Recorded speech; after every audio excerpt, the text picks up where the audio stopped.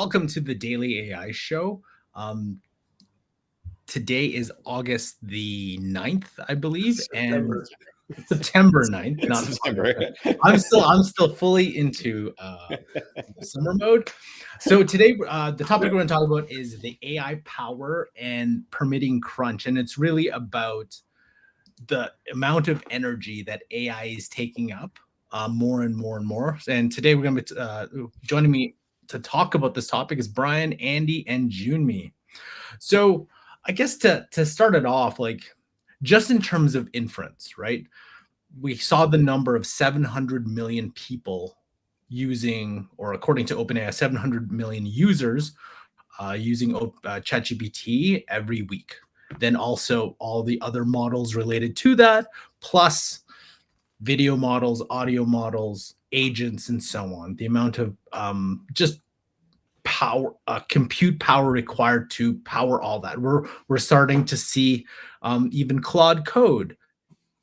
They had to limit the capacity because people were running it 24/7, doing coding something, building apps, and they had to limit even the max up to the max, their max tier. So I think we're at a junction now where are we going to get this?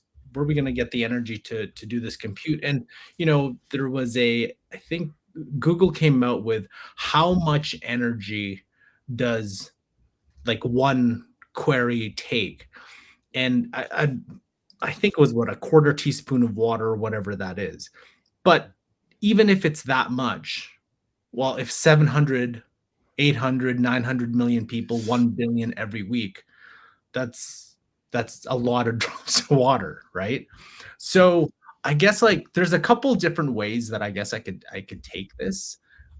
One is, how big is the power spike? How big is it really causing? So the International Energy Agency says that global data center electricity use could double by 2030. The regional grid operator, so Pennsylvania, Jersey, Maryland interconnection, says its capacity prices for 26-27 are jumping nearly 10 times. Now, is AI the reason? Not sure, right? Then, and then the second part of that is, how can we really build any faster, right? We already have regulations and rules that there are checks and balances. Now, I know in terms of this administration, they're trying to cut that red tape faster, but how fast can you be? You can only build so fast, right? And then what are some of the new technologies that people are exploring, nuclear, things like that? It's like, how fast can that alleviate some of the pressures that people are using all of these tools? So I'll leave it there and open the floor. Well, I love that you're referring to, us as if Canada isn't completely, covered by their hydroelectric power, and threatening in the context of the exchanges between our belligerent administration and Canada's to cut off power to the states in the East that depend entirely on Canadian hydroelectric. So anyway, that's just an aside on the political front. But what we have also on the political front is we have, because of AI, demand surging for electrical source. And that's, driven by data centers, but also by many more people using their computers, I think, than was probably true in 5 years ago. And so, because AI is becoming a much more proficient assistant, if you will, and easy to access than was, the deliberate, use of, say, Google and other tools online. So more and more people are accessing it. So there's all kinds of demand pressure, and the advent of nuclear reactors and gas turbines, those have multi-year backlogs. They won't come online for years. They'll try to accelerate them. And, the Chinese design for small nuclear reactors, those, are probably going to benefit China largely, but we don't have a comparable solution in the pipeline right now.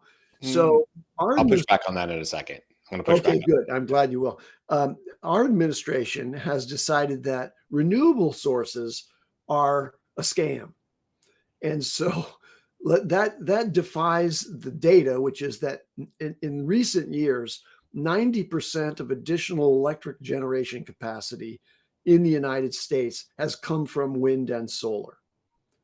That's, there haven't been a lot of other sources, or perhaps not a need for a lot of other sources than was being supplied by the addition of solar and wind. But now we're simultaneously increasing the demand, and we're cutting off solar and wind through regulatory fiat. And what's going on? Yeah, this is a disaster of our own making.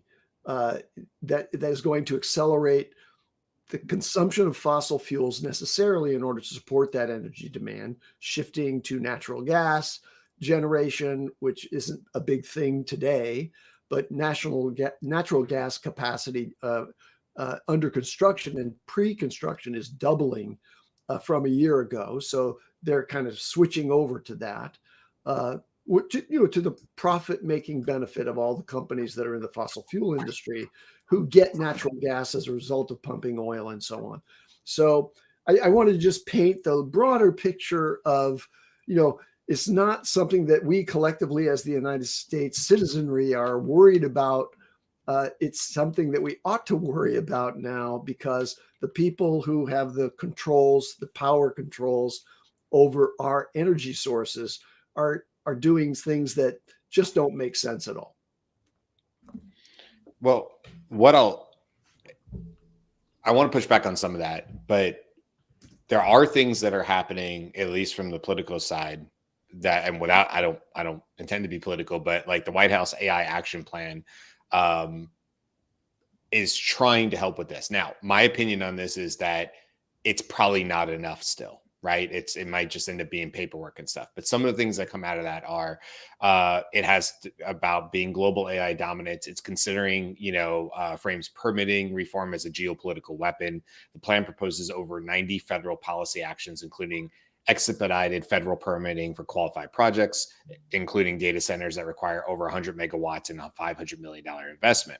Now, some of the things that it's attempting to do, one that stands out to me is the 18-month maximum review timelines for nuclear reactors versus a historical 5 to 7 year process. It will typically, traditionally, I always remember nuclear reactors can take somewhere in the order of 20 years to actually come online. I hope I'm still alive when that brilliant solution comes online. I don't think that those type of our traditional type of reactors are the solution. I think it's actually fusion, but I'll get to that in a second, because there are really innovative things happening. And I'll talk about what Microsoft and Helion are doing there. But federal land identification for data centers and power plant sitting. We've heard about that, about using federal land. That could definitely cut through some red tape. We'll have to find modified Clean Water Act permits for data centers, new categorical exclusions under NEPA for AI infrastructure. Now, here's the deal, though. Like look, progress is progress. I hope a lot of that stuff happens and some of this red tape is cleared up. Any administration, I would be hopeful for that, because estimates, as you guys have pointed out, are looking that we need to basically quintuple our power output over our projections towards 2030, 2050, right? Because of AI, demand, power centers, all of the above. It also is a snowball rolling downhill. It's picking up speed and mass. So as people use AI, there's more use for AI and more people get on board with it. So it's whatever we're doing now is like the slowest as it'll ever be, right? It's not going to maintain this pace. It's only going to continue to up and to the right. Not to make this a China versus US or anything, because I don't think that's really the conversation, but the difference here is stark, which is China has built 37 nuclear power plants versus just the 2 the US has over the last decade. Now, AI and the demand and the power demand and data centers, we've only really, I'm not saying traditionally, like in a common, conversation like this, not experts, obviously. I've only been talking about the need for data centers really in the last 2.5, 3 years, right? Since ChatGPT and all that, people said, oh, this is going to be a problem. And that's at least when I saw it start to come into conversation. I am sure many people were sounding alarms about needing more data centers and more power. So I'm not suggesting that, but that's stark, right? 37 power plants versus 2. Obviously, much different. We talked about it many times on the show before. Much different way that things can get approved and regulatory approval and all that in China versus something you're going to find in the States or probably even Canada for that matter. Now, I think there are some really interesting technologies on the horizon here. And yes, I know the whole thing about fusion is like, great, we'll see it by 2050. I actually don't believe that to be the case. I think not only, but one of the companies like this is one that Microsoft is working with, Helion. And Helion is already ramping up. They're already showing progress. Now, they are, I think it's called Tenga is their first one that they did. And I'd have to go look here really quick. Trenta, excuse me, I had that wrong. Trenta was their 6th prototype, and it concluded operations after what Helion calls commercially relevant fusion conditions. Now, that is not to say that is putting out net positive energy. We're not there yet. So this is iffy, right? Some people don't believe that they'll be able to do it. Microsoft has seen enough, and they're already breaking ground, I think, around DC and other areas that they believe, and there's significant penalty if they do not make this 2028 timeline for bringing this online. To do that, they need to move from Trenta, which they're done with, to their next one is Polaris. That's their 7th generation, which Helion says is expected to show net electricity. And then Orion, which is what most people know it as, the Helion Orion project. That is the first grid-connected plant to fulfill 2028 PPA. That's a term that they use a lot. This sequential path underpins the acceleration claims versus traditional steady-state tokamak timelines. And we've talked about fusion reactors before and tokamaks, and I only have a basic understanding of that, but what we've talked about on the show. So will they make a 2028 timeline? Well, Microsoft has put a lot of significant investment into this for this to come out, and both them and Google are investing in 50 megawatt fusion capacity. The 1-year ramp up is for Helion. Google's taking a different approach with more traditional nuclear, and they have stuff going on with their Kairos project that they're invested in, but that's supposed to be a 2030 operation. So will Microsoft get ahead by investing in a new technology that is unproven up until this point, because we haven't seen net electricity yet from this company, but they believe they will, in which case we're coming online with something net new, a new technology that doesn't go through steam turbines, by the way. It goes direct to grid. So it's already cutting out a lot of the extra infrastructure that would typically be involved with it. There's a lot of obviously things about fusion being much safer, obviously, and not having runaway thermal events and things like this. So I get excited when I see this because I go, yes, we do have a critical need to ramp up our energy. Right. It's inevitable. And I think whatever we were predicting, we're absolutely wrong by 50% or more, maybe 100%. Maybe we're off by 100%. So whatever it is, it's double, triple, probably whatever it is, right? What we think it might be for needs for AI, because we don't always know what's coming down the line with AI. And that could significantly impact how much energy is actually needed, North America, US, whatever, involved with it.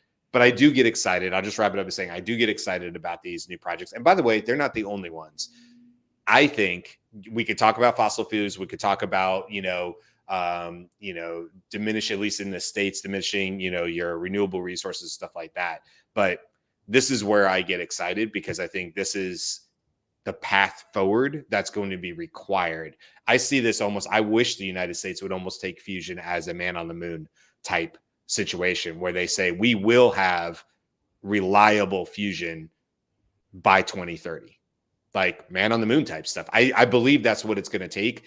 Right now it's going through private investment, the Microsofts of the world who have deep pockets, but I do wish that there was a much more universal push towards this because I think this is what the solution is. Okay, I talked a lot, but that's where my brain is on this, and this is where I get excited. But there's a lot of ifs in that, and everything I said, there's a lot of ifs. Maybe it will, So I think the one piece that makes a lot of sense, and kind of alluded to this in a couple of shows back, where you need some sort of national effort.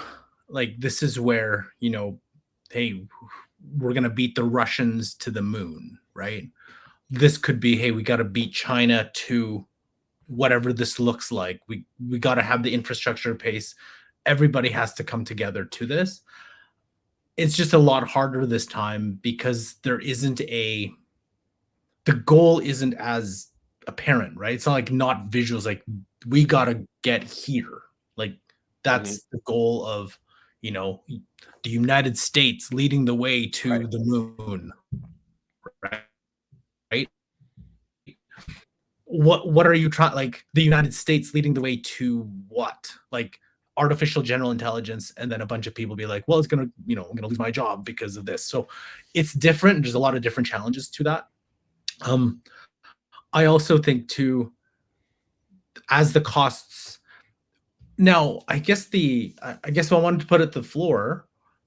If the costs of intelligence is decreasing, and we've seen that significantly, but the energy consumption is increasing, you still have the Jevons paradox where, the cheaper something is, the more like there's going to be more mass use. And it's not like energy's getting, like, there's an abundant source. It's just like you were saying, Andy, we're not really trying to go after that abundant source where there's quite a lot of it, right? Whether it's solar, whether it's wind, still trying to go after the some of the traditional sources. So I guess, like, if that's the case, from a national effort, I'm not sure we'll ever get there. I'm not sure from that, in that spot. Now, the question I have though is, can AI help us get there? Because as it gets smarter, can it find more efficient ways let's say just pure inference? Is there more efficient ways to do things? And I think we talked about this in several episodes back, where we talked about what are some of the new technologies that potentially could cut the costs of the energy use of our AI systems. I just got a quick word on this one. So I think we need to make sure that we can take a top level view of this. It's not so much like you said, Carl. It's not so much can AI solve for its own power issues and things like that. It really is a matter of ramp up and implementation. Right? Regardless of the technology, there's always going to be a year or two that is going to be required to build anything. So far, even if we had fusion right now, and it's Helios, right? Or Helion. Helion. Yeah. So, side note, I know a guy. He's an engineer friend of mine, and he's really looked into them, and very, very promising work that they're doing. Okay, nice. I'll leave it at that. But what I wanted to focus on is, we don't need AI to solve the energy issue for AI. We do have the technology, so it's not a technology issue for generating enough power. Right. What it really is a capital issue. It's the ability to sell the narrative. Hey, if you want to invest in AI, build out this power infrastructure. The technologies exist today. We can do it sustainably. We can do it with wind, hydroelectric, thermal, all of those different methods. It's just a matter of putting the capital to get it done. Right now, I think AI, with the last thing that you said, is AI can help develop more efficiencies. And I think that's probably where we'll get the evening out, right? Because right now the power spikes are huge, right? It's just throw more compute, more power use, and that's how it's scaling. I think if AI is applied at making that more efficient, just like with micronization. So micronization, you want to take something that's a really big thing. Remember, computers used to be the size of warehouses, and now they fit in the palm of our hand or on our wrist, right? So those are all just efficiency gains for the level of output or productivity and things like that. So I don't think we have to like wait or force AI to go, okay, create the perfect solution. We already have all the technology we need. It's just convincing the powers that be to put the money in those methods or those processes to then create a more sustainable solution and have AI create additional efficiencies on top of that. So a couple points. One is that I think that we're talking about two different dynamics. One is the long-term strategic development of new technology sources of sort of limitless power, and that's fusion, and that's a long-term process. For example, Helion is promising to deliver electrical generation in 2028. So we have 3 years before their planned commercial implementation that attaches to the grid. And as with nuclear systems that we currently have, the fission nuclear systems that we have, typically those double their timelines and triple their budgets, right? Because of the difficulty of implementing grid scale nuclear energy generation and doing it safely. Fusion has some advantages that way. And I'm hopeful that, only 3 years from now, we'll see the addition of fusion to our grid. But now, on a short-term basis, what's going to happen is everybody's electricity prices are going to skyrocket. So, the anti-inflation initiative that was let's get the Republicans in power so they can bring down the cost of home budgets. Let them add tariffs and cripple current short-term energy introductions to the grid that are possible in the near term, so that everybody's costs go out through the roof. And meanwhile, everybody's going to lose their jobs because of AI. I hate to be like a Debbie Downer here, but man, the confluence of negative factors that are being driven by our political system are really, really, like at the end stage of my life, after observing all of this through my life, they're really disturbing, really disturbing. So now let me give you an alternate vision. Suppose for the moment that as a moonshot, instead of going after fusion in 3 to 5 years or 3 to 10 years, we simultaneously or separately did an initiative that would have most of the homes in the United States that have access to reasonable periods of sunlight. If we had all of those get free solar added to their roof in our infrastructure budgets and take all those demands off the grid, go off the grid with the local requirements, and that would support all kinds of electrification at the home, including charging electric vehicles rather than burning fossil fuels, in alignment with the initiative to try to preserve the planet and our environment by reducing fossil fuel consumption and carbon, delivery into the atmosphere. That's possible, but it's just not Republican, right? Sorry, it's just not where we're going with our political decision making. And I wanted to put solar in my home this year. The permit process and the backlog of installations is going to push me past the availability of the energy systems incentives that are in the tax code right now, because they've been eliminated by the Republican Congress. So no longer can you get any kind of financial support from the government for electrification of your home.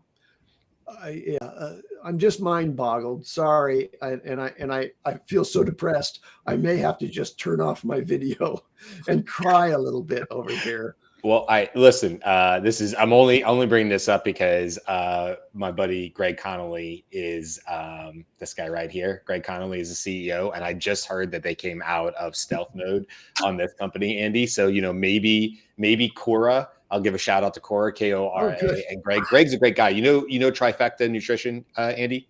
No, I don't. Trifecta, CrossFit, a really big in MMA. Anyway, he started that company. Him and I worked together years ago. He was actually the original owner of my previous company, Nutrition, while with my wife and I. We worked with Greg and took it over and stuff. So anyway, he did Trifecta for years, and now he's on to home energy and stuff like that, and battery storage or whatever. Anyway, I'm going to make it a thing. Go check it out if you want to. Greg's a great guy, so I would say for that. But hey, maybe I'll just get you in touch with Greg. He's up in the Sacramento area. Maybe we'll just figure this out for you, Andy. And that'd be great. So question: Does the Cora system, if you have any familiarity, I don't have any familiarity with it. I don't think anybody does. It literally just came out of stealth. Does it provide generation, or is it more about energy management in the home? Power block, smart panel. Maybe it's just it doesn't look like it's it looks like it's a storage system like Tesla Powerwall and Franklin and the others. Yes. But that's helpful in terms of time shifting energy demand at the home, so they're not all occurring at the same time. Yes, but it's a substantial investment, and of course no longer has the tax incentives. Cora probably would have qualified for the 30% coverage of your total installation cost of a solar battery system. That doesn't have to include solar. It can just be batteries. If you put energy storage batteries in your home today, if you could get it done, it would be paid back in a tax credit of 30% of that cost, and that's going away. The reason, we've got to save money in order to provide tax benefits to the very, very wealthy.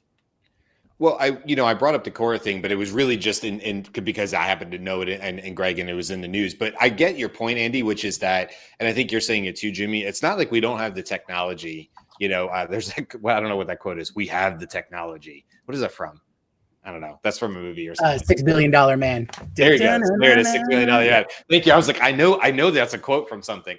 So, the technology is there, and yes, big swings like fusion are going to be part of this solution. Smaller swings, smaller relative, as in bringing back up 3 Mile Island and 2 of the reactors there, which Microsoft, by the way, is also involved in and has a lease on that. And they're going to get so much of that power, and they're helping out with that or whatever. So they're certainly not putting all the eggs in the fusion basket. They're looking at other ways with nuclear. We've also seen the ones that are like the shipping container size nuclear reactors that are teeny tiny.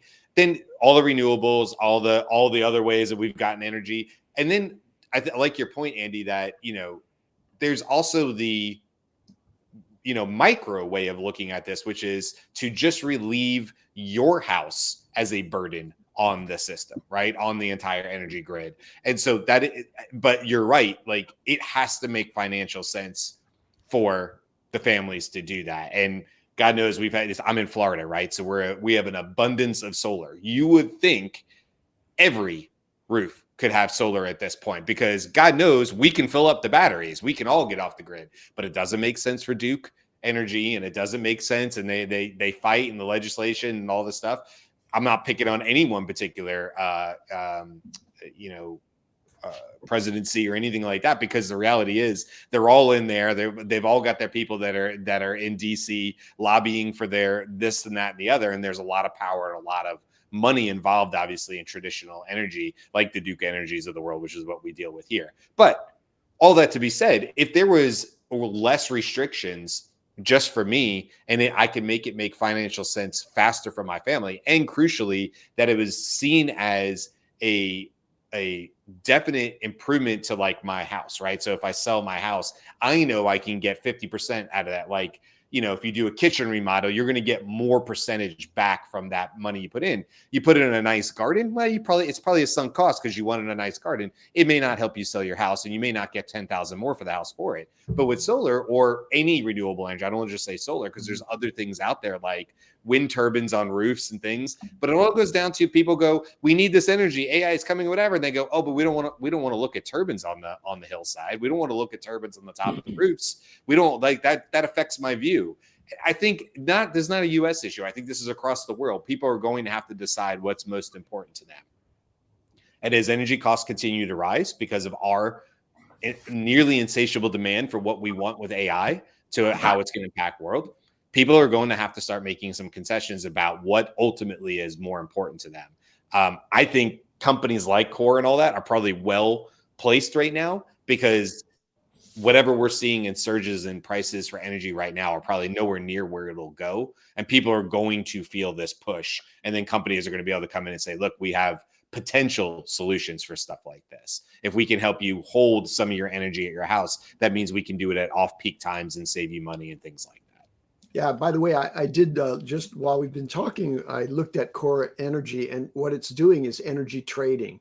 It's not strictly speaking about solar capacity, being added to the grid and being delivered into the batteries that Core supplies. Mm-hmm. It's a large battery structure with a really smart trading system that does arbitrage with energy prices across the clock, right? So the 24-hour clock, and the system trades for you even while you sleep, and basically saves you money. And their claim is that it's so effective, this arbitrage opportunity, selling power back to the grid when it's not needed in your home. Mm-hmm.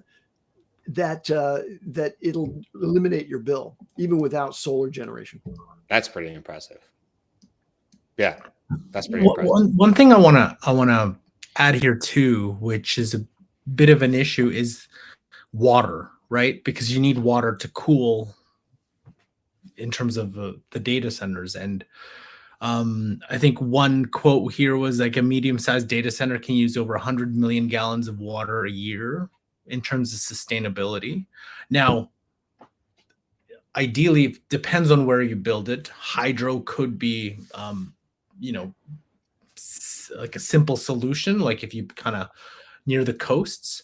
But when you start building data centers in landlocked areas in the middle of the country, like, one proposed here in Alberta out in Grand Prairie or Grand Fork or Grand Cache, I can't remember which Grand it was, there's not like a steady water supply necessarily. So that's also a big thing to think about, because obviously the use of water in areas where people are thinking about in terms of data centers as well. So when all your opinions, what are your outlooks in terms of AI use plus building of these data centers like Stargate, and then the energy requirements for all of them? Like, where do we think, like, Cora could be one, but what are some, I know we've talked about like technology solutions, but what's kind of our outlook in the next 3 to 5 years as it's just ramping up faster and faster and faster? Yeah, go for it, Jimmy. Yeah. In terms of, I guess, a overview look at what I foresee, if this is the prediction part of things, I think there is an immense amount of momentum behind the narrative of AI, right? Some of it is good, some of it's bad, but there is I've described it as a wave, right? And if you've ever had to deal with a very large wave, there's only a couple of different ways that you can deal with it, right? There is dive through it, ride it, or run for the hills. Each of those has their own benefits. Diving through it is usually the safest way. But I use this analogy because it's a matter of how you or how we collectively deal with that momentum, right?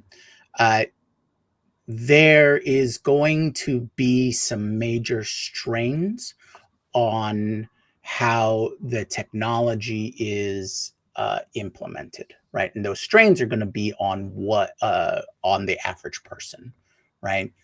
We've already mentioned a few. Energy costs are going to go way up.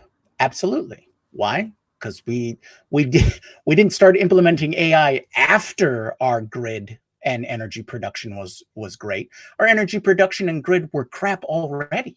It wasn't enough for our own uses now. And so now we're just adding on top of it.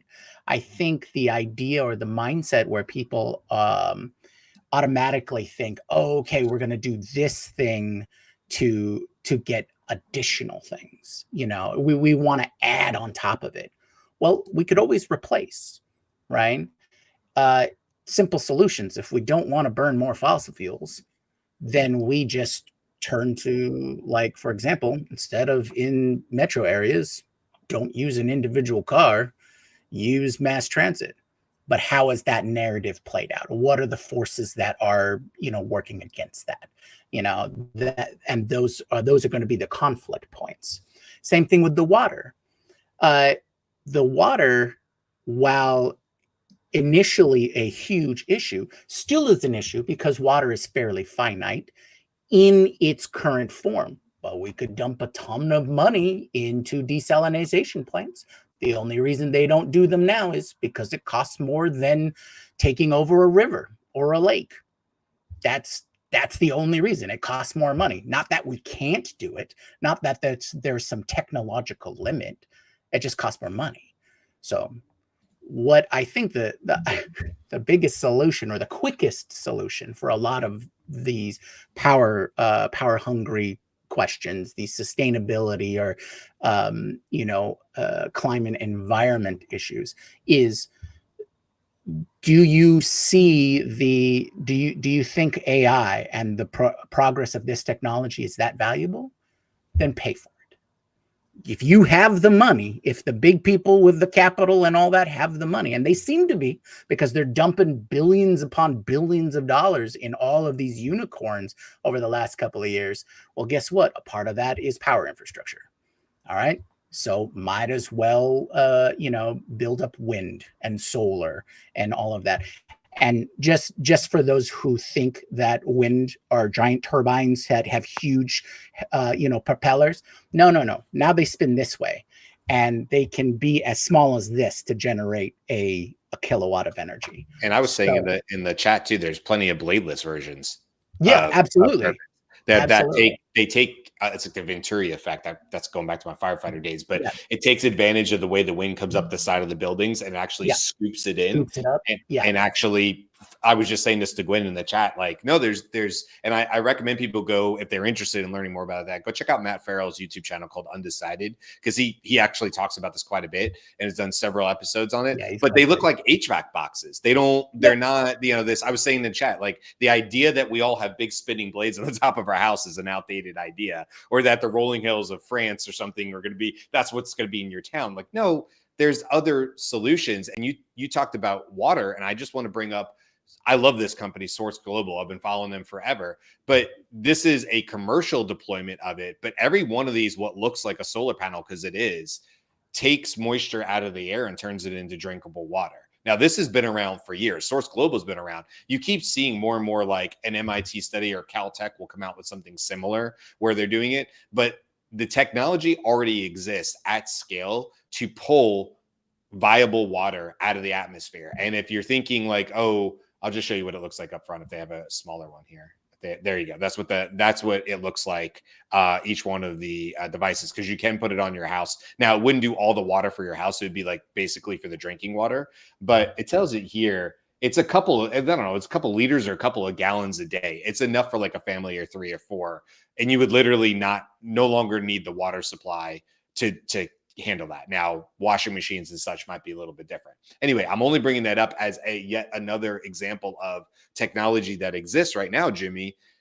But But why aren't we seeing this going global? I guess why not global, but like big scale. Why is this not like when things like this, whether it's Source or some other company or whatever, when you look and you go, oh, we can pull water out of the air, and by the way, it's not like we're going to run out of humidity in the air. It's an absurd number, tiny percentage where like you're not gonna suck the humidity out of Florida if everybody had global source global devices on their roof. That's not the way that works, but it exists. So why aren't we seeing more farms like this? And if that's the case and that's what we're investing in, who's upset about that? Who's upset about getting net new water that could help maybe a data center with its water needs that is pulling it out of the atmosphere? And nobody's being affected by that. I don't understand sometimes because it just seems like, guys, we see this out there. Yeah, I mean, Gwen's saying maybe it costs too much. Yeah, but get the government involved. Get somebody involved who can bring that cost down. It's a matter of not seeing any kind of return. But again, this comes down to the short view versus the long view, right? If you are a major company and you want to see 150 years in the future success, then, and your company being being around that long, why don't you think out to 150 years or 200 years? What's that going to look like for you? So spend the money now.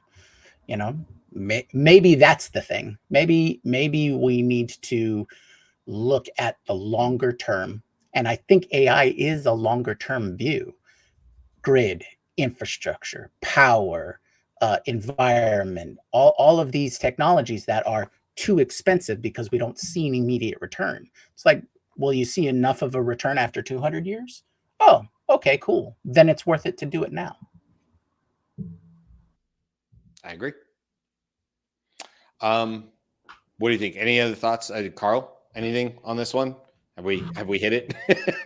I think so. I think like we can keep going, like, making our predictions or thinking about what are the next steps. But this is one of those things it's a little difficult. It's kind of out of our control. And at the same time too, you have to think that all the major AI companies, and I'm not just talking about Google, OpenAI, I'm talking about all the other companies related to, doing multimodal, all those companies who there has to be a thought there from their CEOs, their executives, like how are we possibly going to power what we're creating? Like it's and more so with the bigger labs, but like I'm curious to know how, like from a Mid-Journey perspective, from an ideogram, from an 11 labs, from a Higgs field, like I don't know if this is part of their thinking or it's just, hey, we got to build and we'll think about that later. But I'm really curious about what their thoughts on it as their user base grows and we get more and more people using AI more on a every day. Yeah, this may be a subject for another show that we'll do about a company called FAL.ai. I don't know if you guys have ever heard about it, but it's a major player. What's that? FAL, the one that for image generation, video generation. Yeah, I've used it quite a bit for the newsletter and stuff. Yeah, FAL.ai is not just image generation. It's in the data center business. And it has accelerating capabilities that make inference for image generation and for, text generation faster. And it's used by almost all of the major players. So they don't just depend on their own home-built data centers for that, although Google may.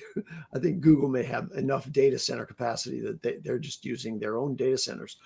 But FAL.ai, I did a little research on it, and I think it's worth discussing it and showing what that system stack is at the generative AI level, because OpenAI, Meta, a bunch of others, they use FAL.ai to get fast and efficient inference generation. And they're also doing longer term developments to provide their own data centers. But right now, FAL.ai is really this unheard of company. Well, Brian's heard of it, but this unheard of company that's really instrumental in the delivery of data center compute.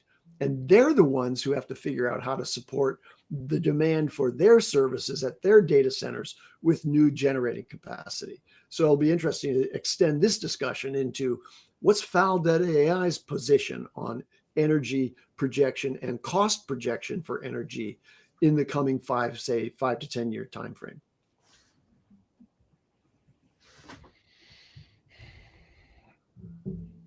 Okay. So we're gonna wrap this show up because it's more of a, I think it was more of a hypothetical, like not a hypothetical, but more of like, hey, what are some of the things that we, what's up in the future in terms of AI and how it's going to impact all of us. But so tomorrow we have obviously our news recap. I don't know what you guys think, but it seems that this is kind of a calm before a storm that is likely brewing with all the labs, right? I haven't heard very many like rumors or anything like that. So I'm very curious. Maybe it's a nice time to kind of chill out before one after the other after the other. And one thing too is we're all waiting for the major large language model drops. But like if anybody actually has looked at like a Higgs field, if you looked at all the stuff that they've been dropping the past 2 months, I don't know if anyone's had a time to try it, but it's just the multimodal space is just ridiculous in terms of drop after drop. It just, they don't get as much news as the major model drops too. So we have, I think, a surprise show on Thursday.